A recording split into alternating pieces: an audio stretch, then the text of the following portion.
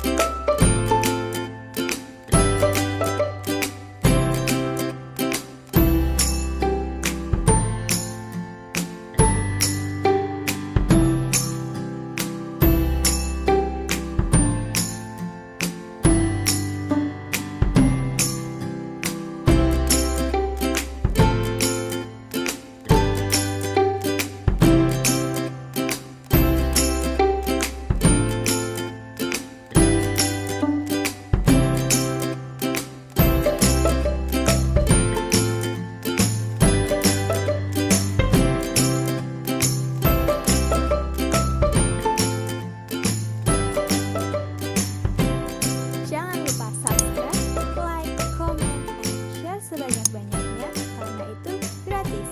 Terima kasih and happy watching!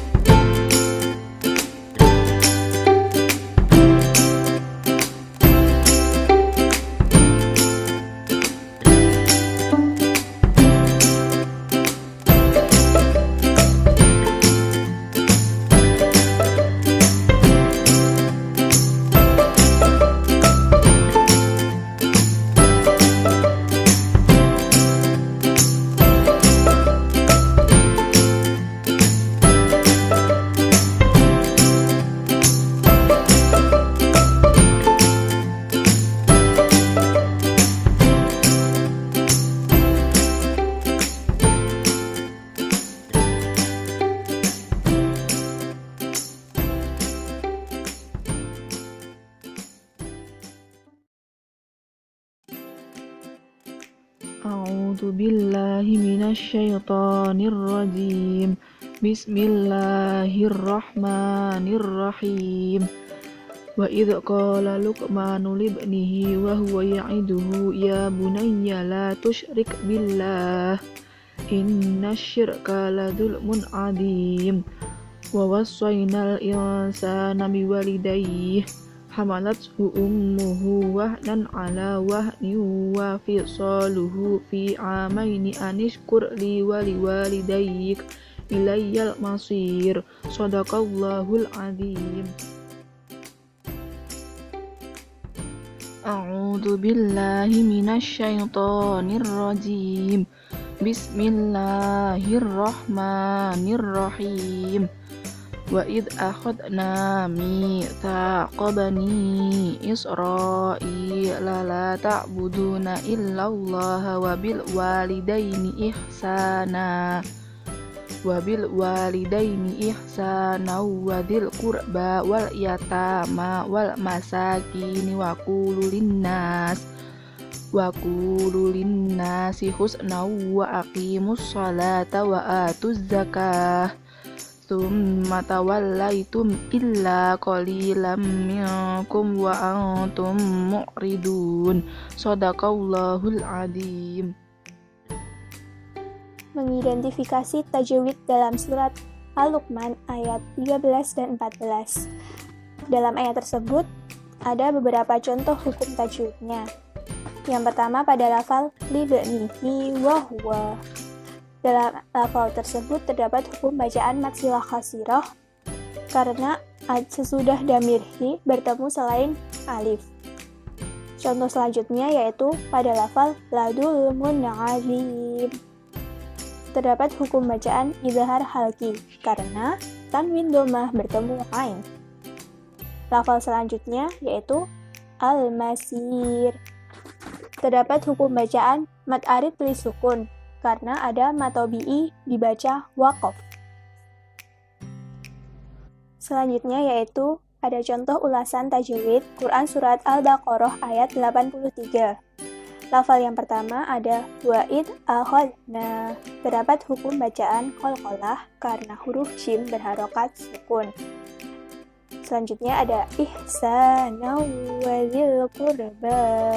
Terdapat hukum bacaan idgham bi gunnah karena huruf mim berharokat dhammah tanwin bertemu dengan wawu. Lalu ada Israil. Terdapat hukum bacaan mad wajib mutasil karena mad tabi'i diikuti huruf hamzah. Lalu ada linnas. Terdapat hukum bacaan gunnah dan mad tabi'i karena nun tasydid dan sebelum alif ada fathah. Lalu ada wa antum. Dibaca mendengung, yaitu hukum bacaan ikhfa karena ada nun mati bertemu dengan huruf ta. Selanjutnya ada qalilam minkum.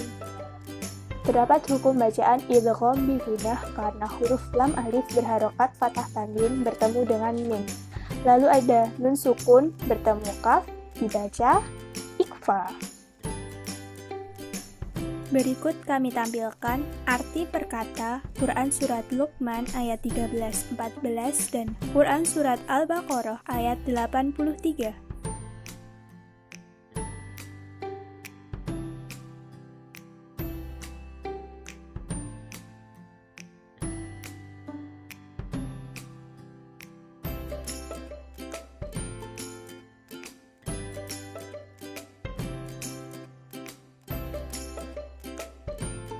Terjemahan ayat Quran Surat Al-Luqman ayat 13 dan 14. Dan ingatlah ketika Luqman berkata kepada anaknya, ketika dia memberi pelajaran kepadanya, "Wahai anakku, janganlah engkau mempersekutukan Allah. Sesungguhnya mempersekutukan Allah adalah benar-benar kezaliman yang besar.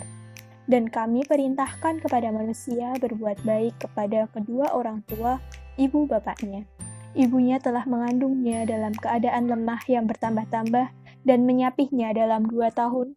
Bersyukurlah kepadaku dan kepada 2 orang ibu bapakmu. Hanya kepadakulah kembalimu." Terjemahan ayat Quran Surat Al-Baqarah ayat 83.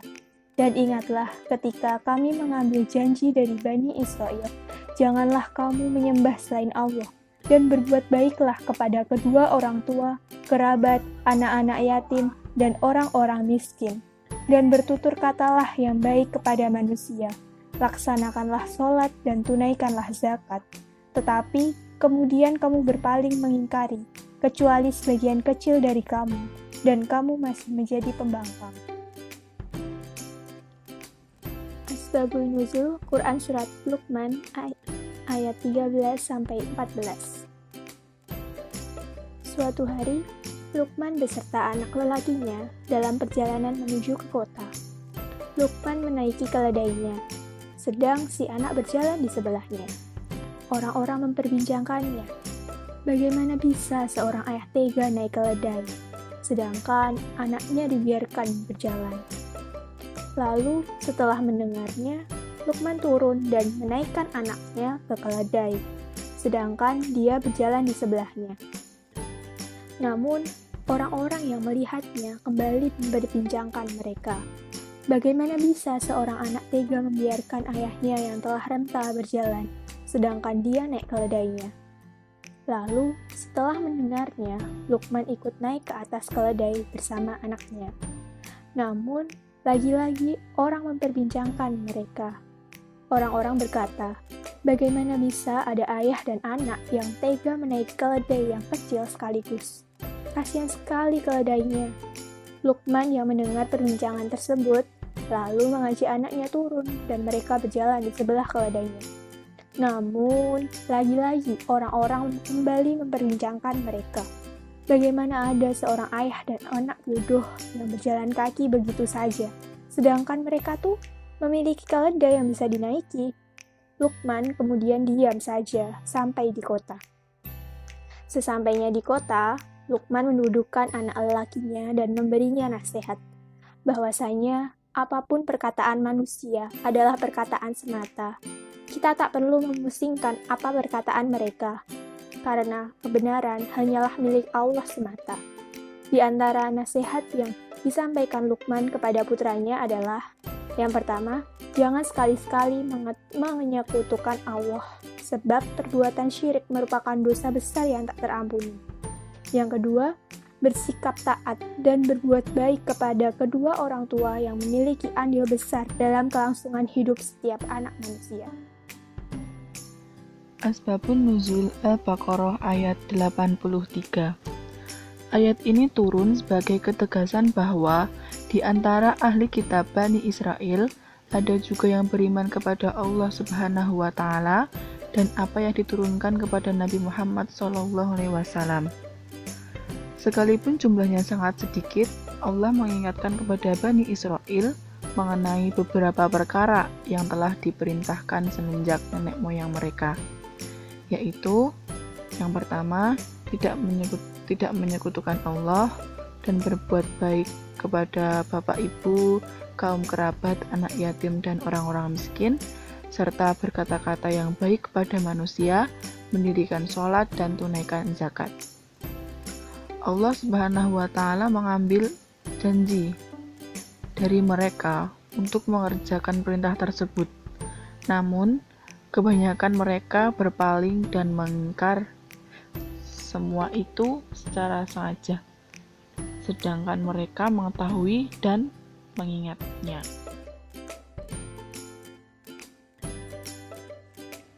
Antara Quran Surah Luqman ayat 13-14 dan Quran Surah Al-Baqarah ayat 83 terdapat hubungan sebagai berikut.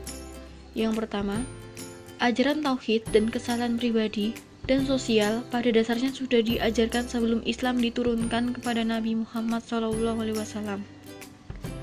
Yang kedua, untuk menjaga kelangsungan ajaran tauhid dan kesalehan sebagai bentuk janji-janji Bani Israel kepada Allah, terdapat tradisi transformasi yang disebut mau'idah atau nasihat, wasiat, dan haul ihsan atau berkata baik dan bijak. A. Tafsir Quran Surah Luqman ayat 13-14. Ayat tersebut mengandung pengertian bahwa hendaknya kita saling menasihati. Apabila di antara kita ada yang lengah dan akan berbuat kemaksiatan atau kejahatan ataupun kemusyrikan atau yang lainnya, kita berkewajiban mengingatkannya. Dalam hadis ditegaskan, jika kita melihat suatu kemungkaran, maka kita diperintahkan untuk mengingatkannya dengan tangan atau kekuasaan. Jika tidak mampu, maka dengan menggunakan lisan, dan jika dengan lisan juga tidak mampu, hendaknya dengan mendoakannya agar tidak jadi melakukan kemaksiatan atau kemungkaran. Tafsir Quran Surah Al-Baqarah ayat 83.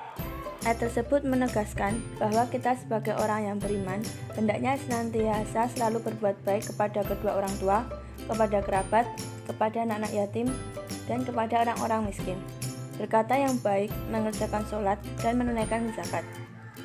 Sebagai orang yang beriman, kita hendaknya selalu berkata baik terhadap siapa saja dan kapan saja. Seandainya tidak dapat berkata yang baik, kita dianjurkan supaya diam saja. Hal ini dijelaskan dalam hadis yang artinya, barang siapa beriman kepada Allah dan hari akhir, maka janganlah menyakiti tetangganya. Dan barang siapa beriman kepada Allah dan hari akhir, hendaknya berkata yang baik. Kalau tidak dapat berkata yang baik, hendaklah diam saja. Hadis riwayat Al-Bukhari dan Muslim. Berbuat baik itu tidak hanya berbuat kepada sesama saja, saja, akan tetapi juga berbuat baik terhadap makhluk lain. Bahkan dalam membunuh pun harus dengan cara yang baik, tidak semena-mena. Juga menyembelih binatang pun kita diperintahkan dengan cara yang baik pula, misalnya dengan menggunakan pisau atau pedang yang tajam. Hal ini dijelaskan dalam hadis yang artinya bahwasanya Allah mewajibkan berbuat baik terhadap segala sesuatu. Apabila kamu membunuh binatang, hendaklah membunuhnya dengan baik. Dan jika kamu menyembelih, sembelihlah dengan cara yang baik. Hendak seseorang di antara kamu menajamkan pisaunya, dan cepatkanlah mematikan sembelihannya. Hadis riwayat Muslim. Perilaku saling menasihati dan berbuat baik dalam kehidupan. Agama Islam mengajarkan supaya pemeluknya saling menasihati dan berbuat baik terhadap siapa saja. Bahkan kepada makhluk lain pun harus berbuat baik, karena saling menasihati dan berbuat baik itu banyak manfaat dan hikmatnya. Di antara manfaat dan hikmat disyaratkan saling menasihati dalam kebaikan itu adalah sebagai berikut. Yang pertama, mempererat hubungan antara sesama. Nasihat menasihati antara sesama itu dapat menumbuhkan rasa kebersamaan sehingga dapat mempererat hubungan antara satu dengan yang lainnya. Yang kedua, tergolong orang yang tidak rugi dalam hidupnya. Orang yang saling menasihati dalam berbuat kebaikan itu tidak akan rugi dalam hidupnya. Hal ini dijelaskan dalam surah Al-Asr sebagai berikut, yang artinya, demi masa, sungguh manusia berada dalam kerugian kecuali orang-orang yang beriman dan mengerjakan kebajikan serta saling menasihati untuk kebenaran dan saling menasihati untuk kesabaran. Yang ketiga, selalu terkontrol. Akan teringat jika akan berbuat kemaksiatan, sehingga tidak jadi berbuat kemaksiatan karena diingatkan oleh temannya.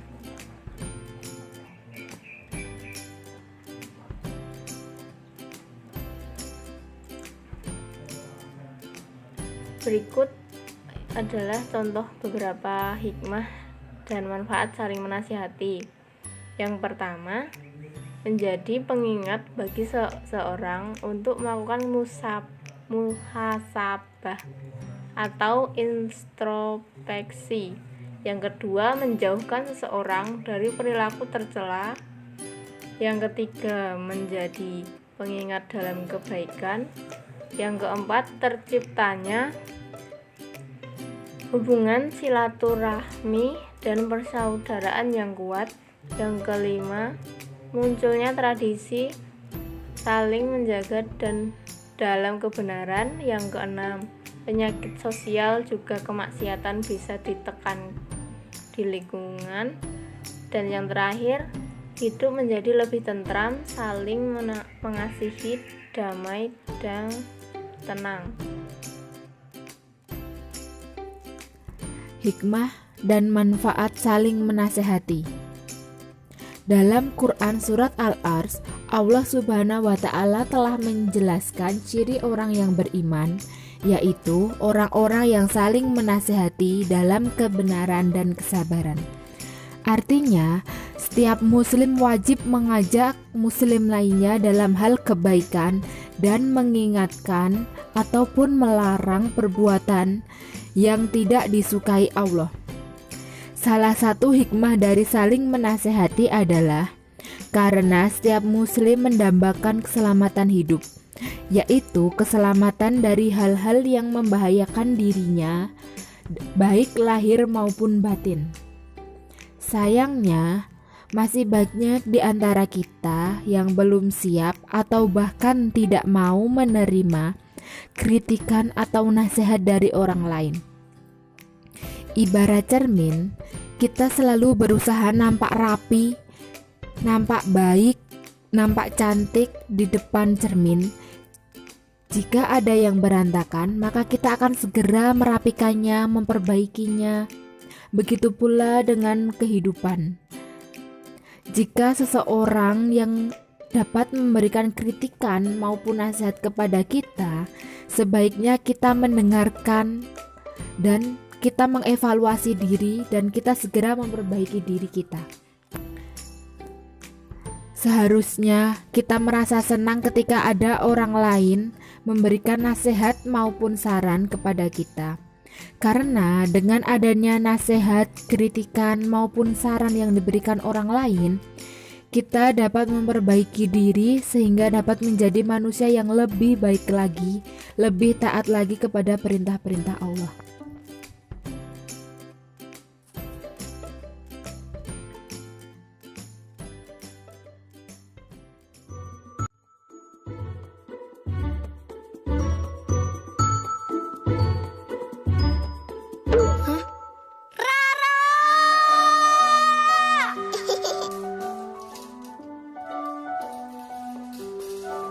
Wah.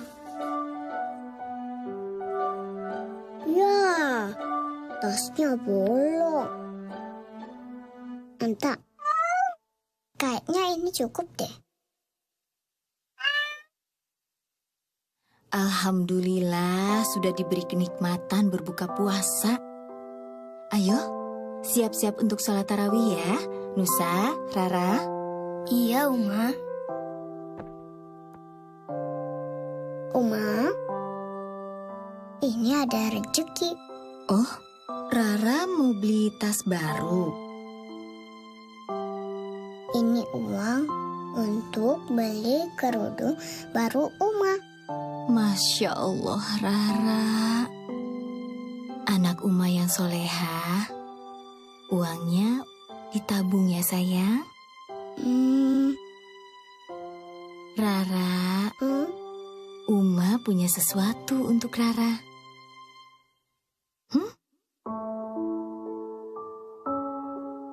Assalamualaikum anak soleha. Apa yang Rara lakukan selama ini membuat Uma dan Aba bangga sekali.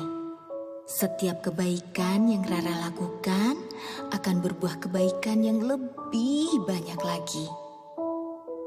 Semoga Allah melipat gandakan pahala Rara di bulan Ramadan ini. Terus semangat berbuat baik ya sayang. Karena berbuat baik itu mudah. Terima kasih sudah menjadi anak kebanggaan Uma dan Aba sayang. Semoga tas ini dapat menjadi obat rindu Aba untuk Rara. Wah, makasih Uma. Tasnya bagus banget. Tuh, bener kan janji Allah? Kalau minta apa-apa, mintanya ke Allah. Pasti kabulin. Kalian bisa lihat nih, tasnya lucu ya. Iya. Makasih Uma. Iya sayang.